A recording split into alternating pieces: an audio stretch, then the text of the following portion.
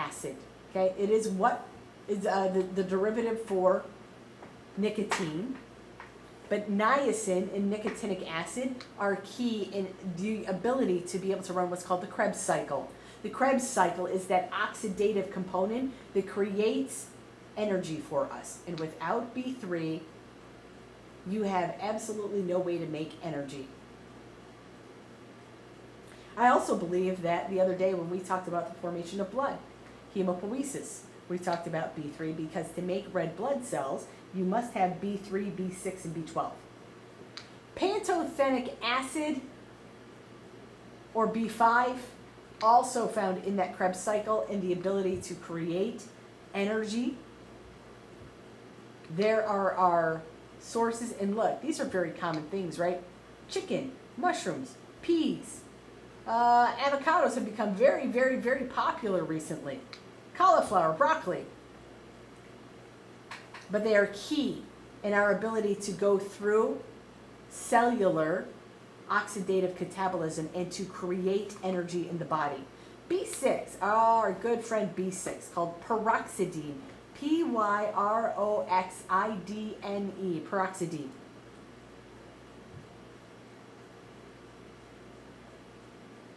Also says it's a coenzyme for metabolism of nitrogenous substances. Making a protein, yes. But where we talked about B6 was that it was the base component for the manufacture of serotonin, the neurotransmitter in the body that takes care of large amounts of activity in the brain. B12. B12 is called cobalamin, C-O-B-A-L-A-M-I-N-E, cobalt, which we find on the periodic table of elements. For B12 to be activated, it requires something called intrinsic factor. Wait a minute, I've heard of intrinsic factor before. Intrinsic factor is made in the stomach.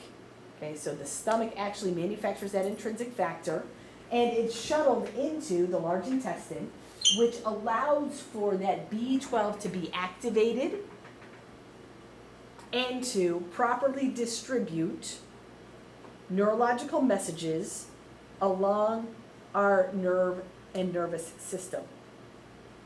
And there you see it. Plays a big role in myelin sheath formation. Also needed for red blood cell formation. I told you B3, B6, B12, zinc, copper, and iron all go into making good, healthy red blood cells. The deficiency for B12 is called pernicious anemia. Pernicious anemia is the inability to manufacture out good red blood cells that are nice and mature and small in size. So they're really big, oversized, immature cells that cannot perform the function of attaching oxygen and carrying that oxygen with them. Okay. You also may have heard of neuropathy, neurological neuropathy. And neurological neuropathy is the tingling of your hands and feet because B12 no longer is transmitting good neurological messages out to your extremities. And so pins and needles, numbness, the inability to hold objects, the inability to create good muscle movements of the hands. Folic acid is B8. Yeah, we didn't put the designation out there, but you can write it out there on the side. Folic acid is B8. And again, DNA synthesis, key in DNA synthesis. The deficiency causes what's called megaloblastic anemia. Really, really big cells that no longer create, folic acid is B9. Biotin is B8. With megaloblastic anemia, we're unable to create good red blood cells. What we're really concerned about, though, is this right here. Folic acid is needed in the first 14 days of or post-fertilization. You don't even know you're pregnant, even if you have been keeping a chart and you know for certain when that zygote was formed. There still is no way for you to know exactly when that occurred. Therefore, the first 14 days after fertilization, if there is not folic acid in the system, or if the levels are not within normal limits, what you'll find is you may end up with a developing fetus that has a neural tube defect called spina bifida, S-P-I-N-A, spina bifida, B-I-F-I-D-A, in which the two pieces that make the vertebral column do not come together on the posterior side to create the spinous process. If they do not do that, there are a couple of conditions that can occur. The first is called a myelocele, in which the spinal cord is not covered by the vertebral housing. However, the skin over the top of that area has closed or has formed, and so the spinal cord, even though it's not correctly covered by the vertebral column and housed correctly, and there will be no function from that level where you have that myelocele down or inferior to that level. But at least it's enclosed inside their body. The second condition, which is really unbelievably dangerous, is called meningomyelocele. Just like the meninges, and the myelocele is the open component of the spinal cord.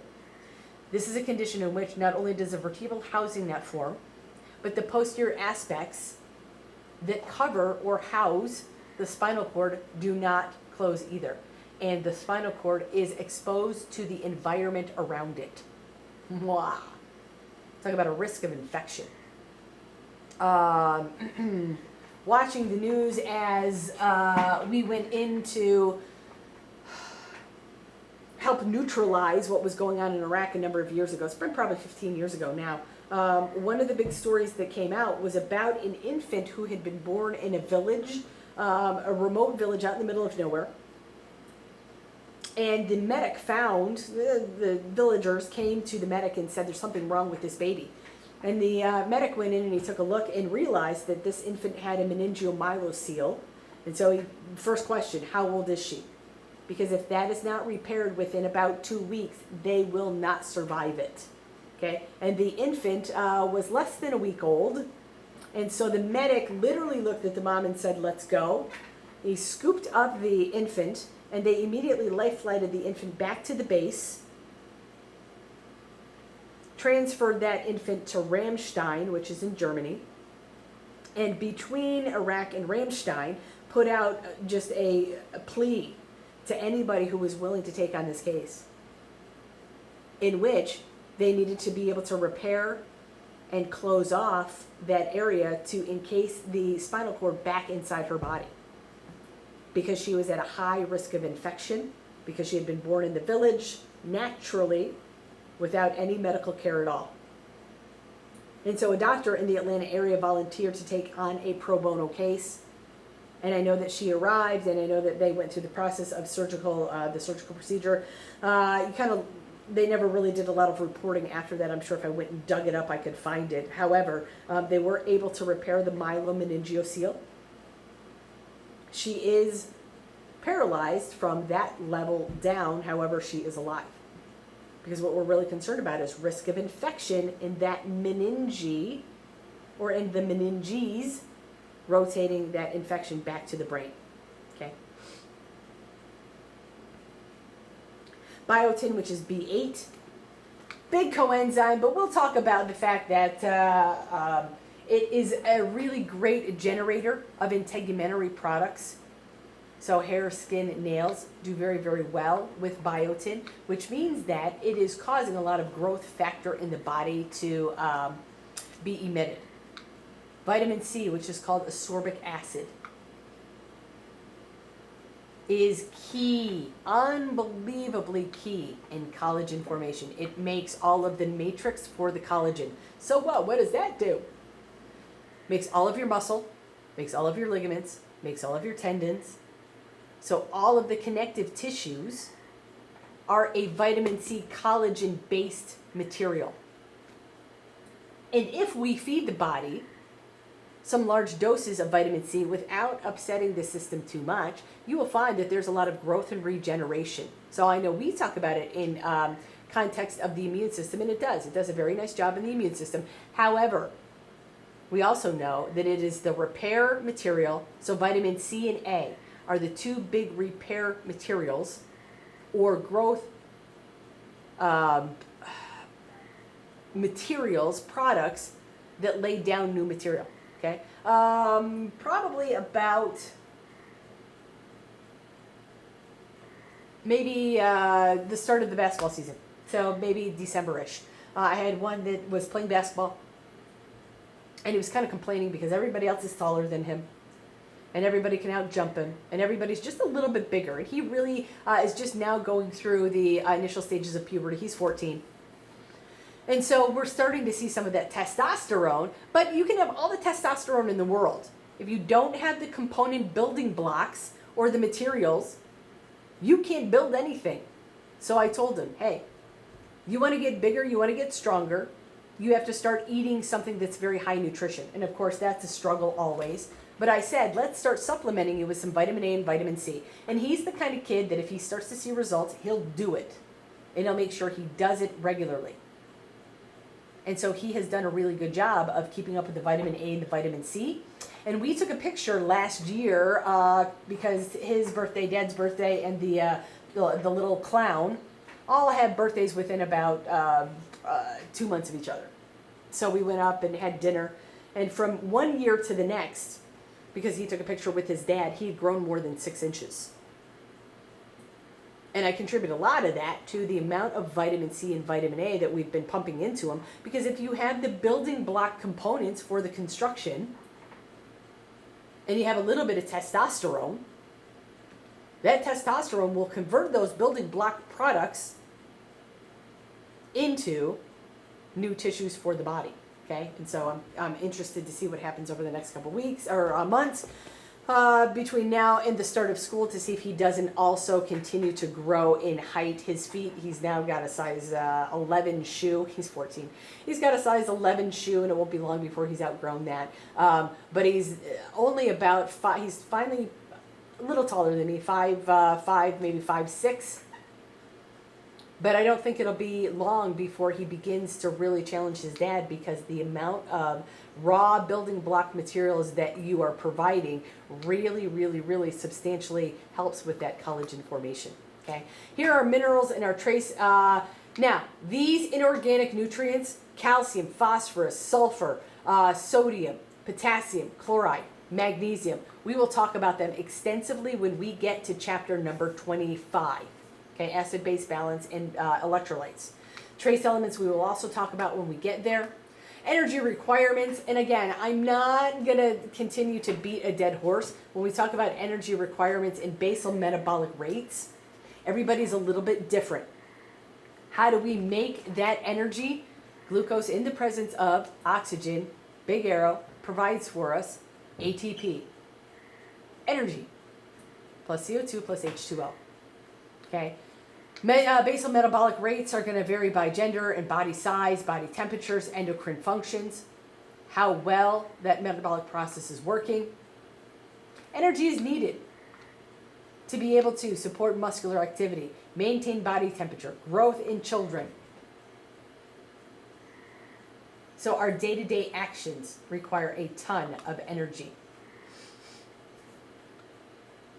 The energy balance is basically calculated by calories in versus calories out. Positive balance leads to weight gain. Negative balance leads to weight loss. Okay? Now, I know that a lot of you will say, well, it's just not that easy. No, it's not, because we have a number of chemicals that help to impede some of those pathways. However, on paper, this is it, man. Calories in versus calories out will determine what we're holding on to and what we're not holding on to. Okay? I don't care about overweight and obesity, because I think in this country we have vilified it so much that basically the conversation we have now is so skewed about our body image that I think it's more detrimental than it is helpful. Okay. Just make sure you know what a calorie is. It is the amount of potential energy. I do want you to see this though. 1 gram of carbohydrate gives me 4 calories, or is a 4 calorie requirement. 1 gram of protein, 4 calories. 1 gram of fat, 9.5 calories. Now, going in, pretty cool. I need a lot of calories for fuel sources. However, I can eat a whole lot less, or I am required to eat a whole lot less, because for each gram of this, 9.5 calories is double and a little more. So I can get double the amount of carbohydrate and double the amount of protein for the amount of fat that I get. And that also includes the ability to burn it out after it's already been infused into the system. Here are the recommended daily allowance intakes. Now, there are all kinds of apps out there for you to take a look at. I won't test you on this because every individual is different. What I do want you to see, and I don't know that most of you know this, the daily output for your body, depending upon your size, your body fat content, there are a number of things that come into play. But for you just to be up and alive and moving around every day, the average is 15 to 1600 calories. Okay, so for you just to be alive, to be able to run the metabolic processes, and a lot of that is to keep the core body temperature at 98.6 degrees. Now, not so hard to keep the core body temperature at 98.6 degrees today, because it was like 90 degrees out when we came out of the lecture hall. However, when we get into situations in which, in the middle of winter, it's 30 degrees outside, body's going to have to work a lot harder. But because the body has to work a lot harder, it also is concerned that you're not going to give enough calorie, and so it's going to hold on to a lot of the lipid that's there, and it's not going to allow you to convert